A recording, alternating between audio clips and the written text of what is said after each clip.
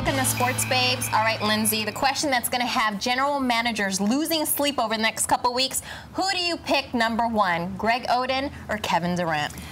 It is a tough choice, Mary Sam, I know, and the GMs are happy that at least they're going to be in the NBA this year. Okay, I'm going to go with Durant. And you know why? It's because he is the best basketball player all around. You look at his skill level, it's better than Oden. You look at his scoring, he can score from anywhere on the court, whereas Oden is just mainly in the center there.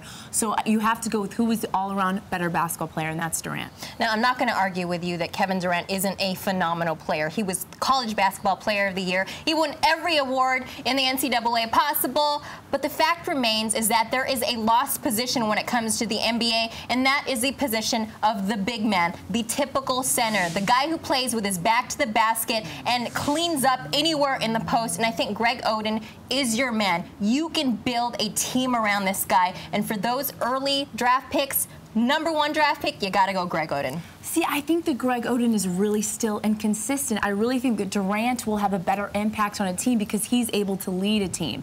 And I think Oden, he still has some trouble, you know, with fouls, and I just think that he just needs a lot of work on his game, as whereas Durant is, he can go and he can play any position. He's a very mobile, versatile player. And I also think that this is very similar to the 1984 draft with Hakeem Olajuwon and Michael Jordan.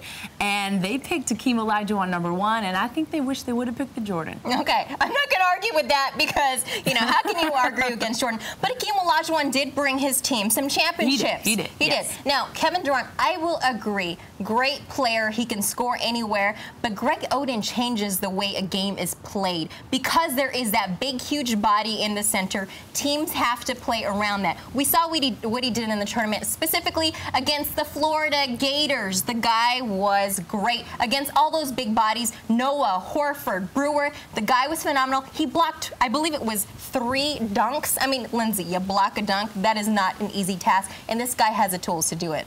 But they lost. Ohio State lost. But what happened to Kevin Durant? They lost to USC, baby. You do, okay. You bring up a good point there. But the thing is that with Greg Oden, it's that he does one thing well. Durant does so many other things well, not just one thing, not just staying down low. And he's also a great defensive player. He doesn't get a lot of credit for that. He was on the All-Big 12 defensive team as well. He is so great down low. He actually was averaging more rebounds than Oden. He had 11.1. In comparison to Oden's 9.6, and he was averaging 2 blocks a game and almost 2 steals a game. So the guy can play defense and he can play offense. Unbelievable player. I'm not going to argue against Kevin Durant. I just think Greg Oden is the man. Especially, you know, it really depends on which teams end up with which picks. And I think if Boston gets that #1 pick, they should go Oden because they need to bring back the glory days of Boston. It's been, what, 20 years since the team's been any good. Boston needs to be back on top, and I think you can do that with Greg Oden. But I think the one thing we can agree on is that whichever team ends up #1, #2, you got to be happy with either guy. Exactly. Those are the 2 best players. They're going to go #1 or #2.